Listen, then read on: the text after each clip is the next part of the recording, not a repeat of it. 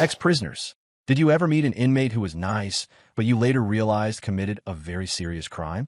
Yes, I met a really nice guy that was serving 2 life sentences. It was really hard for me to wrap my head around the idea, so I asked him about it. The guy was a Vietnam War vet. He was a tunnel rat, meaning that sometimes he had to belly crawl into holes to clear them with just the use of his boot knife. He got very efficient at it during his tour. Meanwhile, his tour was almost up and he was looking forward to coming home. However, he kept hearing stories about his sister being in an abusive relationship. He explained that normally he didn't involve himself in the details of other people's relationships, but this was his sister that he was very protective of, and he just didn't know how much he could tolerate knowing that she was in an abusive relationship after he'd spent years killing people just because they were the enemy. So he sent her a letter to break off that relationship in hopes he would never meet the guy that was abusing his sister. Eventually, he did return to the United States. He caught a cab from the airport to drive him home. But as they entered the neighborhood, the police had everything sealed off because of some crime scene investigation. He didn't want to step on anyone's toes. But he did explain that he was just returning home from Vietnam and only wanted to get home, which was only a block away. So they asked for his address, and he gave it, only to be met by a detective requesting his company down at the station. So he reiterated that he literally just returned from Vietnam and didn't know anything about what was going on. But the police insisted. So he goes down to the station to be informed that his sister and mother were killed by his sister's boyfriend. Apparently, the guy wasn't so keen about breaking off the relationship.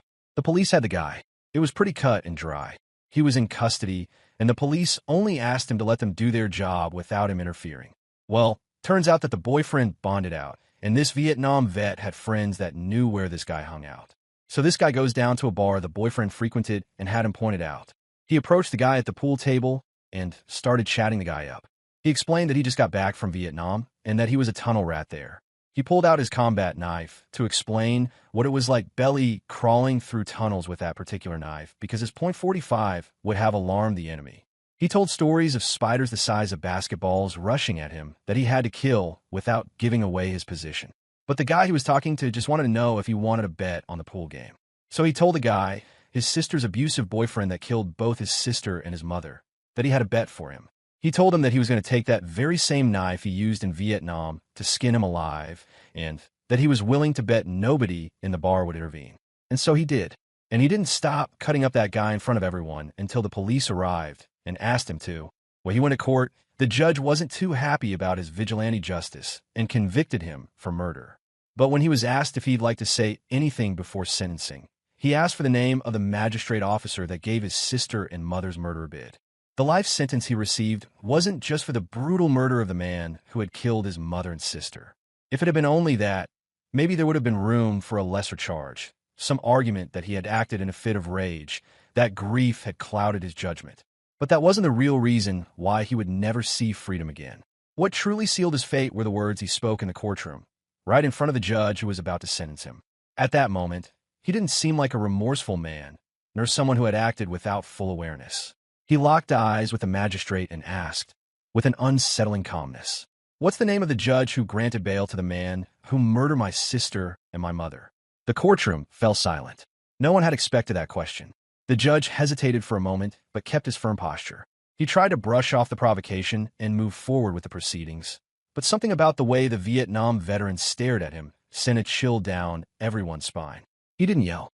He didn't lose control. He simply repeated the question, this time more firmly. "I just want a name.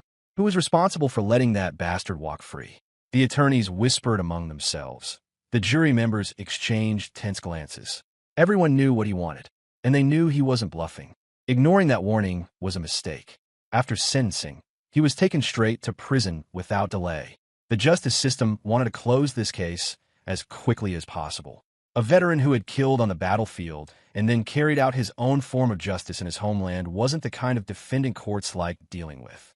He didn't beg for mercy, didn't try to convince anyone of his innocence. He accepted his sentence without resistance, but not without leaving his mark. On the way to the penitentiary, as the guards escorted him, he remained silent. He didn't ask where they were taking him, didn't ask about his cell, didn't ask about his sentence. He already knew he wouldn't be leaving, but there was still something he needed to do. His connections hadn't vanished. He might have been taken off the streets, but the streets were still out there. Old war comrades, people who owed him favors, men who still had loyalty to him. He had learned something in Vietnam. When a target needs to be eliminated, you don't have to pull the trigger yourself. It started as a whisper inside the prison. The name of the judge who had granted bail to the man who killed his family. He found out. He found out because, even behind bars, he knew exactly how to get information. He was patient, calculating, waiting for the right moment. Outside, the pieces began to move. It didn't take long before the magistrates started receiving strange phone calls, letters with no return address, small signs that something was off. At first, he tried to ignore it. Then, he started growing paranoid. Security at the courthouse was reinforced. Politicians spoke about threats against judges, about the need to protect those who uphold the law. But none of it mattered. One night, the judge vanished. His car was found abandoned on a deserted road. No signs of forced entry, no struggle. The police launched an investigation, but there were no concrete leads, no witnesses, no ransom demand, just an eerie silence. Days later, his body was found. This wasn't a crime of impulse, nor a robbery gone wrong. The judge had been killed in a methodical, almost ritualistic manner. The authorities tried to keep the details under wraps, but rumors began to circulate. He had been tortured before he died. Precise cuts, as if someone had been testing how much pain a man could endure before finally succumbing. Inside the prison, when the news reached him, the veteran simply smiled. He hadn't laid a finger on the man who had doomed his family. He hadn't dirtied his hands, but that didn't mean he wasn't responsible. And now, no one knew who would be next. Inside the prison, he quickly became a legend. He wasn't just another inmate serving his sentence. He wasn't just another criminal, a thief, a con artist, or an impulsive murderer. He was different, and everyone knew it. Respect came naturally. Dangerous men, ruthless killers, gang leaders who ruled over the prison with absolute control, all looked at him with a mixture of admiration and fear. Everyone knew what he had done. It wasn't just the brutal execution of his sister's and mother's murderer. It was what had happened afterward. The fact that, even behind bars, he still had the power to make a judge disappear. That made him someone no one wanted to cross. Unlike other inmates, he didn't seek dominance. He had no interest in forming a gang, challenging the block leaders, or controlling the underground prison economy. He didn't need to. His name was enough. His history spoke for itself. There were criminals in that prison who had killed for drugs, for money, for territory. But he had killed for something that went beyond all that. Vengeance. Justice, in the eyes of many. And the fact that he showed not a single ounce of remorse only made him even more terrifying. He never hid, never walked with his head down. He moved through the corridors as if he were still on the battlefield, as if he knew that if it came down to it, he could take down anyone around him without hesitation. The guard knew who he was too. They knew he wasn't an ordinary inmate. They didn't try to provoke him, nor did they test his patience like they did with others. The way they handled him was different. It wasn't openly respectful, but there was a certain level of caution in how they approached him. Once, a new guard, young and arrogant, decided to challenge him. Maybe he wanted to see if the legend was real. Maybe he wanted to show his fellow officers that he wasn't afraid. He walked up to him while the veteran was eating in the mess hall. He made some snide remark, something about how he must regret throwing his life away over vengeance. The veteran simply lifted his gaze and looked at him. It was a cold, empty stare, carrying something no one could quite define, but it froze the young guard's blood instantly. The silence at the table spread throughout the entire mess hall. The other inmates stopped eating. The murmurs died down. Everyone was waiting to see what would happen. The guard hesitated. The veteran just kept looking at him, unmoving. There was no rage, no threat, just an overwhelming presence that made the air around them feel heavier. After a few seconds, the guard turned and walked away, trying to hide his fear. But everyone there knew the truth. In prison, no one respects a weak guard. The other inmates spoke of him in whispers. They said his stare could pierce through a man's soul. They said that when he slept, he didn't have nightmares. Nightmares were afraid of him. There were rumors that once a new inmate, a young guy who didn't yet understand how things worked, tried to challenge him in the yard. The details were unclear, but what everyone knew was that the kid was never the same after that day. He didn't die, nor was he seriously injured, but something inside him changed. As if he had seen something he was never supposed to see. He never looked at the veteran directly again. Neither did anyone else.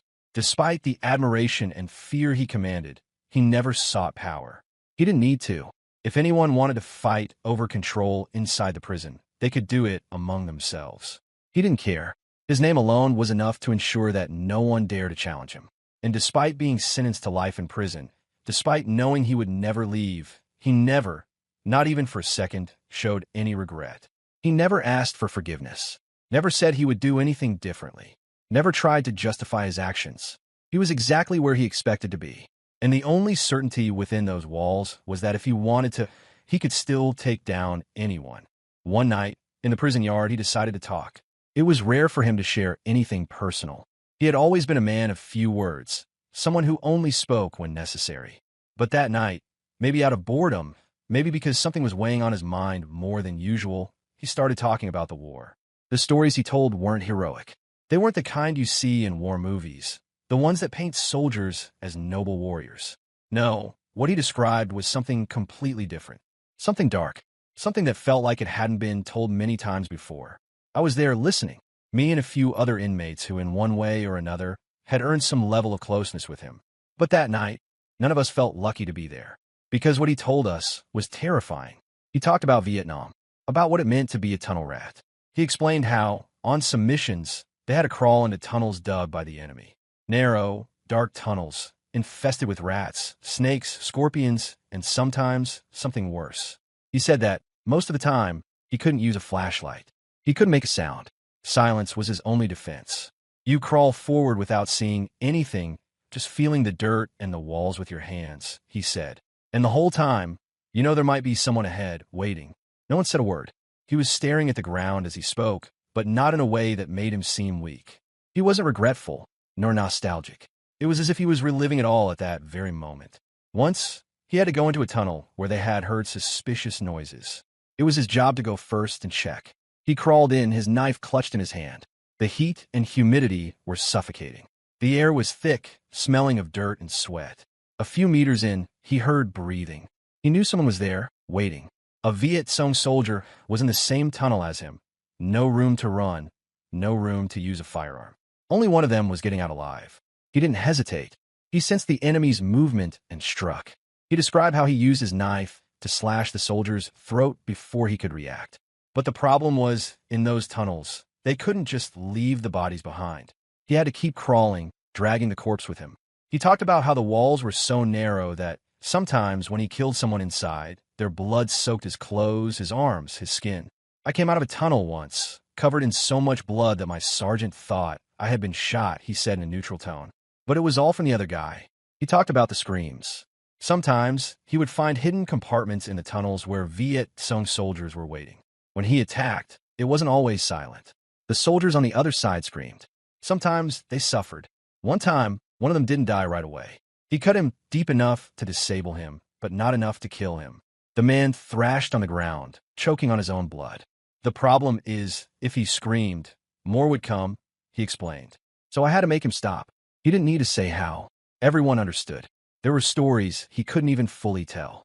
Once, while advancing through enemy territory, his platoon came across a village. They were ordered to eliminate any threats. He followed orders. But whatever he saw in that village haunted him for the rest of his life. He didn't go into details, but he made it clear that, in that place, he left a part of himself behind. He didn't take pride in it. He didn't try to justify it. He just said that after that day, he never slept properly again. The worst part wasn't what he did. It was the fact that, at the time, he felt nothing. It was just another day, he said. You do what you have to do, and then you move on. Someone asked if he felt any remorse. He was silent for a long time before answering. He didn't say yes, but he didn't say no either. After that night, no one ever asked him about the war again. Not because he told us not to, but because no one wanted to hear more. Another night, in the same prison yard, he spoke again. But this time, it wasn't about the war. He didn't talk about the tunnels or the men he had killed crawling through the darkness. This time, he spoke about his sister. It was the first time we heard him talk about her in detail. Until then, we all knew she had been murdered. We knew he had avenged her, and we knew that's why he was here. But we had never heard how it happened. We had never heard how he truly felt. That night, he gave us that answer. And what he said was something none of us would ever forget. He started by talking about their childhood. His sister was a few years younger, and he had always been the protective older brother. If someone made her cry, I handled it, he said, staring at the ground, as if seeing something beyond the worn concrete of the prison. Even after growing up, he never lost that instinct.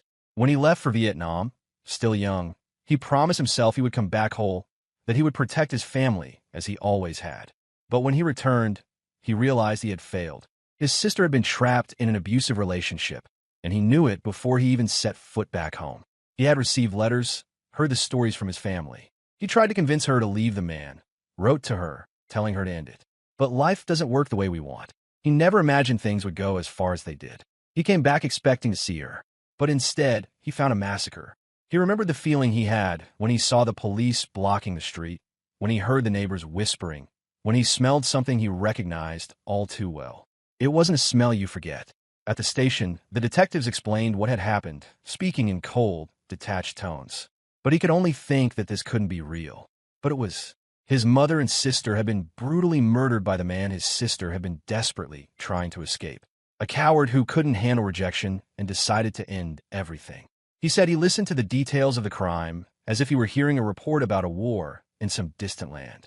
But this war wasn't in some foreign country. It was his home, and the worst part? The killer was still alive. And soon, he would be free. When he found out the man had been released on bail, it was like something inside him shattered. There was no explosive rage, no outburst, just an absolute certainty, the kind a soldier feels when he receives an order. He knew exactly what he had to do, and so he found him. The man was in a bar, playing pool, drinking, living his life as if nothing had happened, as if he hadn't destroyed an entire family, as if his sister's blood wasn't on his hands. He walked up to him without rushing, sat nearby, watching him. The murderer didn't recognize him at first. To him, it was just another stranger making small talk. He told him about Vietnam, about the tunnels, about how a man can spend so long in the dark that he starts to see shadows differently. The bastard laughed, and in that moment, he decided it wouldn't be quick. He grabbed the man by the collar and slammed him onto the pool table. The entire bar fell silent. No one stepped in. No one moved. He pulled out his knife, the same kind of knife he used in Vietnam, the same kind he had used on men he had never met, men who were simply on the wrong side of a war. But this time, he knew his victim very well. He looked the man, his sister's murderer, right in the eyes and said calmly, "Now you're going to know what it's like to be in a tunnel, in the dark, alone, knowing that someone is there, waiting to kill you." And then he started cutting. He described the details without rushing, without emotion. It wasn't an act of blind fury. It wasn't an uncontrolled outburst. He knew exactly where to cut, to keep him conscious, to make him feel every second. "I didn't let him die quickly," he said, without looking at us. "I made him feel every moment." He talked about the smell of blood, about the way the man's body trembled, trying to resist, trying to beg, trying to escape the inevitable. And for the first time, he enjoyed killing someone. The war had never made him feel that way. In Vietnam, killing had been a necessity, a cold, mechanical act. He never took satisfaction from it. He never felt anything real, just the emptiness of a soldier following orders. But that night in that bar, it was different. He allowed himself to feel. And at the same time, it was the worst thing he had ever felt. Because after all that pain, after every wound he inflicted, after every scream he silenced, nothing changed. His sister was still dead. And in the end, all he had left was a lifeless body in front of him and an emptiness inside that would never be filled. He said he remembers the moment the police arrived, telling him to stop. He looked at the officers and realized that he was already dead inside. The trial was just a formality. The prison, an inevitable consequence. After a long silence, he looked at us and said something we would never forget. "I'm in prison, but not physically. My cell is in my head." He knew he would never leave that prison. But deep down, he had already been sentenced long before the judge read his verdict. The war had changed him, but losing his sister had destroyed him. And now, he lived in a prison whose door no one could unlock. I never imagined that such a calm and good-natured man could have committed so many atrocities. He didn't seem like someone who had taken dozens of lives, nor someone who carried so many shadows inside him. If you had seen him walking through the prison corridors, you would never have thought that he had killed men in the darkness of Vietnam's tunnels, that he had slowly carved apart his sister's murderer in the middle of a bar, or that his mind was a battlefield he never managed to escape from. He didn't try to impose his presence like other inmates. He didn't need to. The respect he commanded wasn't based on immediate fear, but on the certainty that he was not a man to be trifled with. Yet, unlike gang leaders, the killers who bragged about their crimes, or the thieves who spoke of their heists with pride, he never showed satisfaction in what he had done. He never smiled when telling his stories. He never tried to convince anyone he was a hero. He simply was. And maybe that's what made him unforgettable. The last time I saw him was the day I left prison. I had spent years inside, paying for my own mistakes, and he was one of the few who treated me like a person rather than just another criminal. But when the day came for me to leave, I realized I had no idea what to say to him. I found him in the yard, his usual spot, where he always sat in silence, watching everything, as if time didn't affect him. But time had affected him. He looked older, weaker. His once dark hair was completely white. His face had more wrinkles. But his eyes were the same. I stood there for a moment, waiting for him to say something meaningful, a lesson, a piece of advice. But he just looked at me, gave a faint smile, and murmured, "Take care of your life." And that was it. He didn't ask about my plans, didn't wish me luck, didn't give me some dramatic farewell. Because to him, this wasn't a goodbye. He knew I was leaving, but he was never going to leave that place. And not because of his life sentence.